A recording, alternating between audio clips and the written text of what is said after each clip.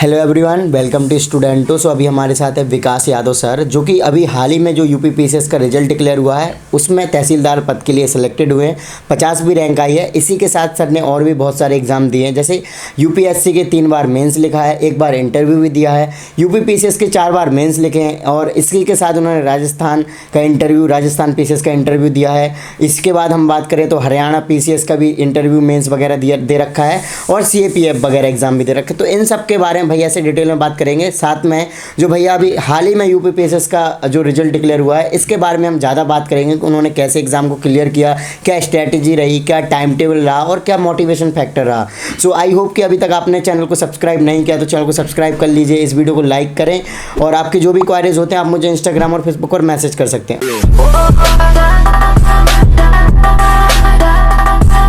Important announcement for UPSC CSC aspirant. Unacademy लेकर आया है यूपीएससी सीएससी समिट 2.0, जो कि 20 और 21 फेब को होने वाला है। ये 2 डे समिट है। इसमें 70 iconic speaker, 20 talks and discussion, 32 hands on workshop होंगे। इसमें इंडिया के टॉप डिग्निटीज होंगे जो कि अपने रियल लाइफ टाइम एक्सपीरियंस के साथ टिप्स एंड ट्रिक्स शेयर करेंगे, जिससे आप अपने यूपीएससी गोल के और नज़दीक आ जाएं। दोस्तों, आप यूपीएससी सीएससी प्रिपरेशन में चाहे किसी भी स्टेज पर हो, ये यूपीएससी सीएससी समिट 2.0 जरूर अटेंड करना चाहिए। इसमें इंडिया के टॉप डिग्निटीज जैसे रविशंकर प्रसाद सर, कैलाश सत्यार्थी सर जैसे इंडिया के कई टॉप डिग्निटीज होंगे। साथ ही India top educator Munnal Patel sir, Sudarshan Gujar sir, Atish Mathur sir and Deepanshu Singh sir जैसे कई एडुकेटर होंगे जो कि आपको टिप्स एंड गाइड करेंगे। दोस्तों, ये समिट ऑनलाइन फ्री समिट है। इस समिट को आप कहीं पर भी बैठकर अटेंड कर सकते हो। दोस्तों, तो देरी किस बात की, अभी अपना फोन उठाओ और इस गोल्डन अपॉर्चुनिटी को मिस ना करें। यूपीएससी सीएससी समिट 2.0 में इनरोल होने के लिए वीडियो के डिस्क्रिप्शन में लिंक है, इस लिंक पर क्लिक करें और मेरा कोड स्टूडेंटो यूज करें इसमें फ्री में इनरोल होने के लिए। ओके, सो अगर हम बात करें तो आपके एजुकेशन बैकग्राउंड क्या रहा है सर? सर 8वीं 10वीं क्लास तक तो वहीं डिस्ट्रिक्ट में ही पढ़े। 8वीं 10वीं क्लास तक वहीं डिस्ट्रिक्ट के एक स्कूल है यदुवंशी शिक्षा निकेतन, उसमें पढ़े। उसके बाद दिल्ली आ गए तैयारी के लिए और आईआईटी की तैयारी की 2 साल और फिर आईआईटी गुवाहाटी में सिलेक्शन हुआ तो 4 साल वहाँ पे रहे। उसके बाद यहाँ पे आके अपनी प्रिपरेशन स्टार्ट करती। ओके, अगर हम बात करें आपका क्या मोटिवेशन फैक्टर रहा कि आप अपने यूपी पीसीएस या यूपीएससी जैसी जर्नी में आए?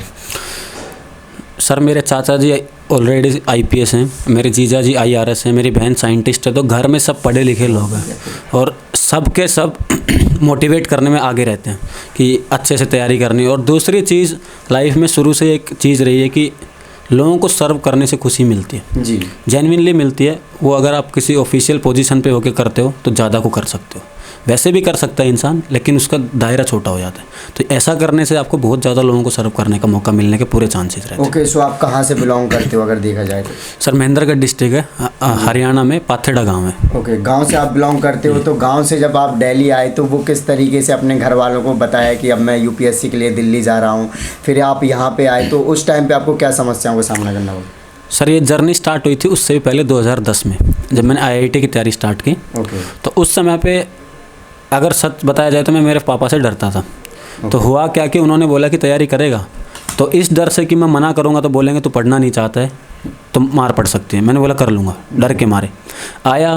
पहले कुछ महीने चीज़ें नहीं समझ में आई, सच में नहीं आई, बड़े एडवर्स सर्कमस्टांस रहे, बड़ा तंग भी हुए, चीज़ें नहीं हो रही, नहीं समझ आ रही, नहीं कर पा रहे। उसके बाद जैसे जैसे चीज़ें समझ आने लगी, कोशिश जारी रही, प्रैक्टिस जारी रही। धीरे धीरे आईआईटी में भी मैंने आईआईटी गुवाहाटी में केमिकल इंजीनियरिंग सिक्योर किया। उसके बाद 4 साल वहाँ करके आया तो धीरे धीरे समझ में आया कि इंटरेस्ट है वो पब्लिक सर्विस की तरफ ज़्यादा है, और तरफ भी है पर इस तरफ सबसे ज़्यादा है। तो मैं इस फील्ड में आ गया।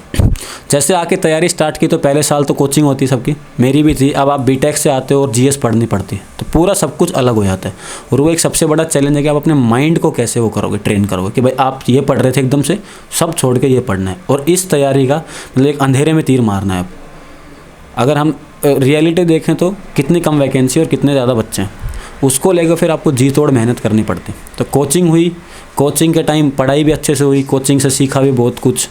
वहाँ से जैसे हुई तो पहला अटेम्प्ट दिया यूपीएससी का, प्रीलिम्स नहीं हुआ, तो बड़ा वो था। ओके, अगर हम बात करें तो आपको कितना टाइम लग गया यूपीएससी की जर्नी कर रहे हो, जब आप दिल्ली आए हो उससे अब तक का? 4 साल लग गए सर, 4 साढ़े 4 के बीच। ओके, सो आपने जैसे कि 3 बार यूपीएससी मेंस लिखा है, 1 बार इंटरव्यू भी दिया है, और अभी आपने 4 बार यूपी पीसीएस का मेंस लिखा है, उसके बाद अभी आप फाइनल सिलेक्शन में आ गए हो, उसके बाद आपने हरियाणा पीसीएस हो गया, राजस्थान पीसीएस को भी दिया है। तो ये जर्नी बताइए कि आपने सबसे पहला कौन सा एग्ज़ाम दिया, फिर उसके बाद कौन सी एग्ज़ाम दी, कौन सी ईयर में दी? सर सबसे पहले जून 2017 में यूपीएससी का प्रीलिम्स दिया, जून 2017 जो नहीं हुआ था, प्रीलिम्स नहीं हुआ। हाँ। ओके। उसके बाद 23 जुलाई को था CAPF 2017, वो दे के आ गया। उसके बाद 24 सितंबर को यूपी पीसीएस 2017 का एग्ज़ाम था, तो ये दे के मैं अपनी तैयारी टेस्ट सीरीज़ और आंसर राइटिंग का वो ज्वाइन कर लिया था। टेस्ट सीरीज़ दोनों ही प्रीलिम्स की उसकी चल रही थी। फिर दशहरे के आसपास रिजल्ट आया था CAPF का, कि CAPF का रिटर्न क्लियर हो गया था, तो उसका फिजिकल था, जो भी था वो तैयारी की, उसका फिजिकल भी हो गया 20 दिसंबर के आसपास की बात। उसके बाद जनवरी में PCS का रिजल्ट आता है कि प्रीलिम्स हो गया है, और सबसे जो ताज्जुब की बात है, मेरे अब तक के हाईएस्ट स्कोर उसी प्रीलिम्स में आया, 200 में से 149 नंबर आए थे, और कभी नहीं आया इतना स्कोर, और सबसे कम तैयारी का प्रीलिम्स था, यानी कि जब दबाव ज़्यादा नहीं था तो देख, तो वो हो गया। फिर उसका मेंस पहले अप्रैल में था, लेकिन वो शिफ्ट हो गया जून में। तो उसके बाद इधर से इंटरव्यू था CAPF का, तो 14 मई का इंटरव्यू था। उस दिन इंटरव्यू दिया, इंटरव्यू दे के आ गए, तो प्रीलिम्स सिर पे आ रखा था, तो सारा उसी का टेंशन था जी। तो आके प्रीलिम्स 3 जून को था, आके दे दिया, देखा तो स्कोर बन रहा था 105 के राउंड, तो ये था कि हो जाना चाहिए, इन ऑल लाइकलीहुड हो जाना चाहिए। मेंस की तैयारी स्टार्ट कर दी। 18 जून से PCS का मेंस था 2017 का जी।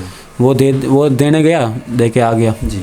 उसके बाद 29 जून को आता है CAPF का रिजल्ट कि वो फाइनल लिस्ट आउट हो गया, और घर वाले बहुत ज़्यादा उसमें इंटरेस्टेड भी नहीं थे, या मैं भी अपनी तैयारी चेक करने के लिए पेपर दे रहा था। उसके बाद 12 जुलाई के आसपास रिजल्ट आया था PCS प्रीलिम UPSC प्रीलिम्स का, तो उसमें हो गया था, तो फिर कोई और टारगेट दिखाई नहीं, सिर्फ वही तैयारी करनी। 5 अगस्त को दे के आया उसी साल RPSC का प्रीलिम्स, उसके बाद UPSC का मेंस दिया। 23 UPSC का मेंस था सितंबर के एंड और अक्टूबर के फर्स्ट वीक में। 23 अक्टूबर को रिजल्ट आया था RPSC के प्री का कि भाई प्रीलिम्स हो गया, इसका मेंस देना है। 28 अक्टूबर का पेपर था UP PCS के प्रीलिम्स। आप डेट नहीं बता भी सकते हो तो चल जाएगा, कोई इशू नहीं है। फिर उसके बाद UP PCS का पेपर था जी, उसमें 18 का, तो वो दे के आ गया। उसके बाद हो गया सब, रिजल्ट आया कि भाई UPSC का मेंस नहीं हुआ, तो कोई नहीं, तैयारी तो चल ही रही थी। फिर उसके बाद इसका रिजल्ट आया कि UP PCS का हो गया है, तो अपना इसका मेंस देना है, तो ठीक है। उसके बाद हरियाणा PCS आया, प्रीलिम्स आया पहले मार्च में, वो दे के आए, उसके मार्क्स आके देखे तो ठीक थे, तो हो जाएगा। मई में रिजल्ट आया, हो गया। उसके बाद जून में फिर से प्रीलिम्स था 19 का, वो भी हो गया था। जून से लेके अक्टूबर में 4 मेंस थी। पहले जून में दे के आया राजस्थान PCS का, अगस्त में दिया हरियाणा PCS का, और सितंबर में दिया UPSC का, अक्टूबर में दिया UP PCS। इसमें से 3 मेंस हो गए थे, हरियाणा UPSC UP PCS। इसका राजस्थान PCS का नहीं हुआ था। तो इसके बाद इनके इंटरव्यूज थे कंटिन्यू बैक टू बैक। 19 वाली जो जर्नी है जिसमें सिलेक्शन हुआ, ये दिसंबर 2019 में इसका प्रीलिम्स था। ये दे के आए, फेब में रिजल्ट आया तो हो गया था। तो उस समय पे प्रीलिम्स की खुशी होनी बंद हो गई थी, क्योंकि इतनी बार प्रीलिम्स हो चुका था। ये था उस समय, इंटरव्यू की तैयारी भी चल रही थी, UPSC का इंटरव्यू था। तो वो हो गया, ठीक है। अब फिर लॉकडाउन लग गया, जो भी था। उसके बाद फिर रिजल्ट आया UPSC का, तो इंटरव्यू हो गया था लॉकडाउन से पहले। उसके लॉकडाउन के बाद रिजल्ट UP PCS का है कि मेंस हुआ है, इसका इंटरव्यू है। फिर सबसे ज़्यादा जो टफ फेज़ आया तैयारी का, वो आया कि पहले तो UPSC के फाइनलिस्ट आउट हुआ, फिर UP PCS के फाइनलिस्ट हुआ, और वो सबसे ज़्यादा टफ फेज़। उससे टफ फेज़ पहले एक बार हरियाणा PCS का आया था बस। आपने इतने सारे एग्ज़ाम दिए, जैसे कि स्टेट PCS के साथ CAPF और UPSC, तो उस टाइम को कैसे, क्या ये इनकी स्टडी सेम ही करनी होती थी या फिर अलग से कुछ तैयारी करते थे? अगर आप UPSC की स्टडी करते हो तो काफ़ी सारी चीज़ें उसका सबसेट है। हालांकि आपको स्टेट PCS के लिए थोड़ा सा ध्यान देना पड़ेगा। तो आप स्टेट स्पेसिफिक किताबें आती हैं, मार्केट में मिल जाती हैं, आप ले सकते हो। जैसे दृष्टि की एक बुक आती है करंट अफेयर और स्टैटिक के लिए, UP के लिए। आप उसे रेगुलर, जब एग्ज़ाम से 1-2 महीने पहले आती है, उसे अपना उठा के बच्चे पढ़ते हैं। मैंने भी पढ़ी एक बार और आ जाते। ओके, सो जब आपके जैसे आपने बताया था कि मेरा एक काफ़ी कठिन फेस चल रहा था कि जब आप फाइनल लिस्ट से आउट हो जा रहे, तो उस टाइम आपने आपको खुद से कैसे मोटिवेट रखा, अगले एग्ज़ाम के लिए खुद से कैसे प्रिपेयर किया खुद को? एक्चुअल में जब दोनों बार फाइनल लिस्ट आउट हो, पहली बार यूपीएससी की फाइनल लिस्ट आउट हुआ तो ये था कि पीसीएस का रिजल्ट आना है, तो चलो ये अच्छा आ जाएगा, ये एक उम्मीद थी।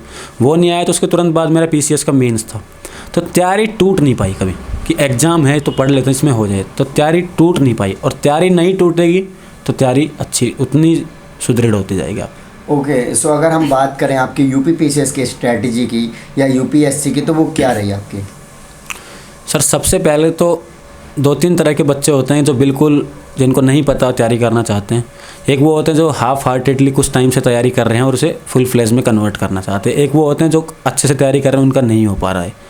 3 तरह। तो जो बिल्कुल स्क्रैच से कर रहे हैं वो तो अपने एनसीईआरटी से ही स्टार्ट करेंगे, उसका कोई और तरीका नहीं है, बेसिक से। एनसीईआरटी क्यों पढ़नी चाहिए उसका लॉजिक भी बता देता हूँ कि 6ठी क्लास की एनसीईआरटी में 6th क्लास के बच्चे के हिसाब से समझाया जाता है।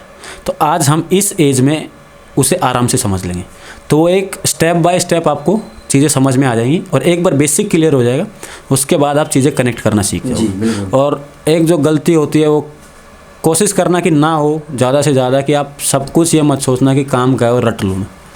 शुरू में बच्चों के साथ ये दिक्कत होती है, मेरे साथ भी थी कुछ महीने, कि सब कुछ इंपॉर्टेंट है, सब कुछ रट लो।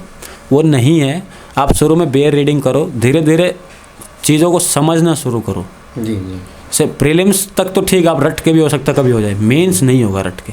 मेंस के लिए आपको समझनी पड़ेंगी सारी चीज़ें। और जब डॉट्स को कनेक्ट करना सीख जाओगे धीरे धीरे, अंडरस्टैंडिंग करना, तो धीरे धीरे मेंस भी आपके लिए आसान हो जाएगा। ओके, सो आपका टाइम टेबल आपने क्या फॉलो किया? अगर मॉर्निंग से देखा जाए, आप इतने बजे उठे, फिर उसके बाद क्या पोर्शन कंप्लीट किया, फिर उसके बाद क्या पोर्शन यूपीएससी का या यूपी पीसीएस वगैरह? सर मेरे पापा पुलिस में है, तो पुलिस की लाइब्रेरी थी एक, उसमें पुलिस वालों के बच्चों को अलाउड था। तो 8 बजे सुबह 8 से शाम के 8 तक खुलती थी। बड़ा आइडियल टाइमिंग था उसका, बहुत अच्छा था। तो 7 बजे उठे लगभग, अपना जो भी नहाए धोए चले गए लाइब्रेरी। सबसे पहला काम जो हुआ है और जो मेरे उसके बिना मेरी पढ़ाई शुरू नहीं होती, वो न्यूज़पेपर है। अब जैसे तैयारी काफ़ी वो हो गई, आगे आ गई है, तो अब अखबार ही पढ़ने का मन करता है, क्योंकि स्टैटिक पार्ट तो फिक्स हो गया है, बट अखबार में हमेशा डायनामिक चीज़ आती है। और शुरू में अखबार में भी दिक्कत होती है थोड़ी सी, वो होगी जेन्युइन है। बिना बेसिक क्लियर करे अखबार में दिक्कत हो जाएगी आप। लेकिन थोड़े टाइम बाद आप अखबार को कनेक्ट करना सीखो। अखबार पढ़ने का तभी फ़ायदा जब आप उसे कनेक्ट कर पा रहे हो, कनेक्ट करके उससे फ़ायदा ले पा रहे हो, नहीं तो बहुत कम फ़ायदा होगा आपको, दिक्कत ज़्यादा रही, टाइम होगा। तो अखबार तो मैं मानता हूँ कि आईएएस या पीसीएस बनाने का की हो चुका है, सबसे इम्पोर्टेंट।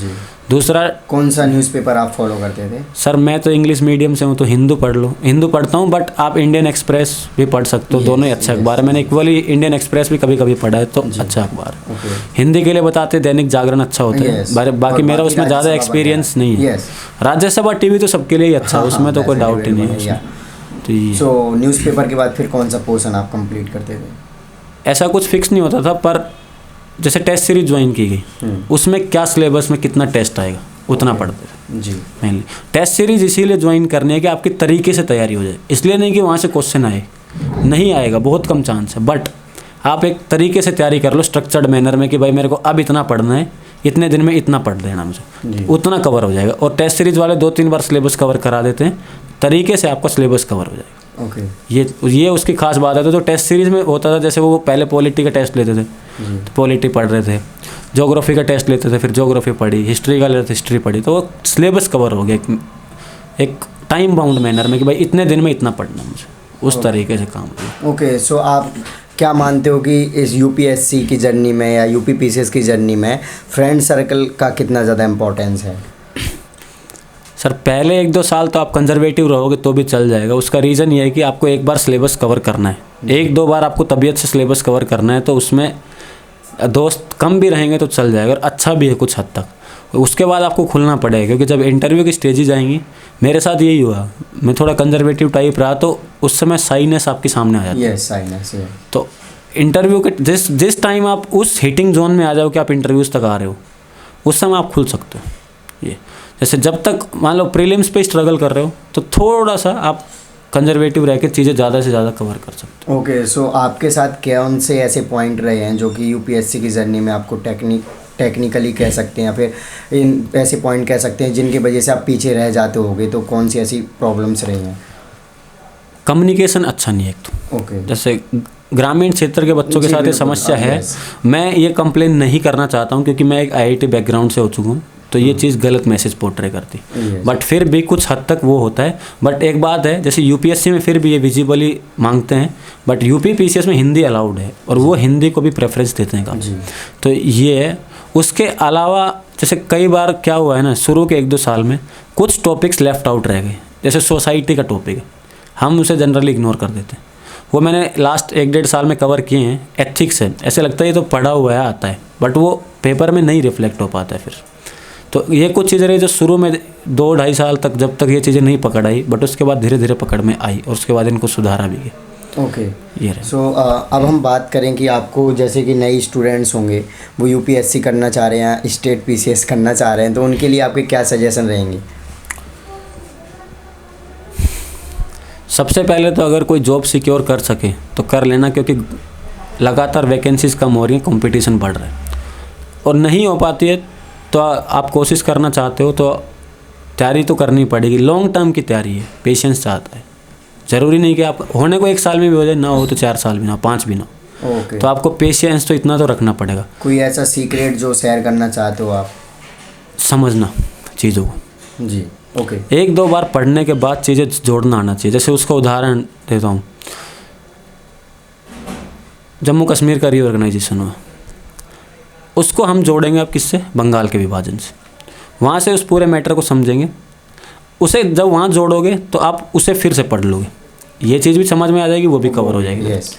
ऐसे ही जैसे गवर्नर की पोजीशन है इंडिया में, अगर कोई पूछे कि ब्रिटिश टाइम पे कौन सा ऐसा पद था जो उससे रिजेंबल करता, तो सब्सिडरी अलायंस थी एक। उसमें जो लोकल रेजिडेंट ब्रिटिश लोकल राजा के कोर्ट में बैठाता था, वो एक तरह से ऑलमोस्ट गवर्नर की सेम पोजीशन। ओके।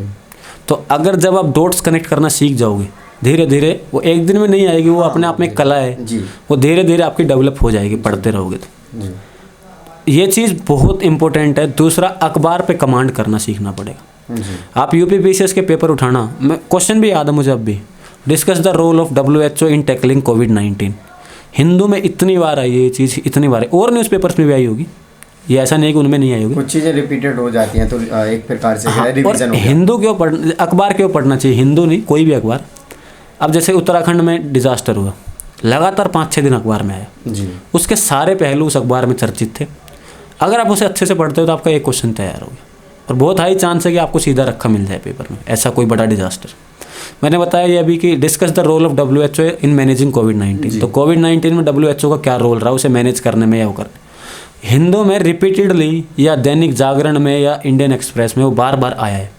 तो अगर एक ही चीज़ को आप बार बार पढ़ोगे 5-10 दिन तक लगातार, तो आपके दिमाग में वो सेट हो जाएगी। ओके। ठीक है। मैगजीन पढ़ना ज़रूरी है, कोई मना नहीं कर रहा, बट न्यूज़पेपर इसलिए ज़रूरी है कि आपको 10 तरह के व्यू पता लगते हैं। पॉलिटिशियन ने क्या कहा, ब्यूरोक्रेट ने क्या कहा, किसी एक्सपर्ट ने क्या कहा, उससे आपके जैसे एस्से वगैरह में बड़े काम आते फिर ये चीज़ें कि आपको मल्टीपल व्यूज़ पता है, इसके कई सारे डायमेंशन आपको दिखाए जाते हैं।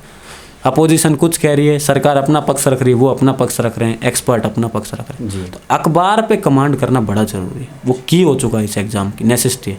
मेंस अगर पास करना है आपको तो डेली लिखना है और अखबार पे कमांड करनी है। ओके। दो तो चीज़। कल को जब आप तहसीलदार बनोगे तो अपने नेशन को सर्व करोगे, तो कौन से डेवलपमेंट पर आप ज़्यादा फोकस करोगे कि ये फील्ड में ज़्यादा डेवलपमेंट होना चाहिए?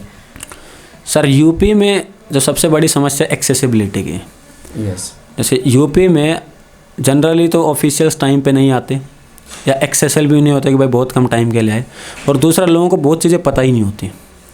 तो अगर कोई सबसे पहला काम किया जाना चाहिए तो वो है जागरूकता का काम।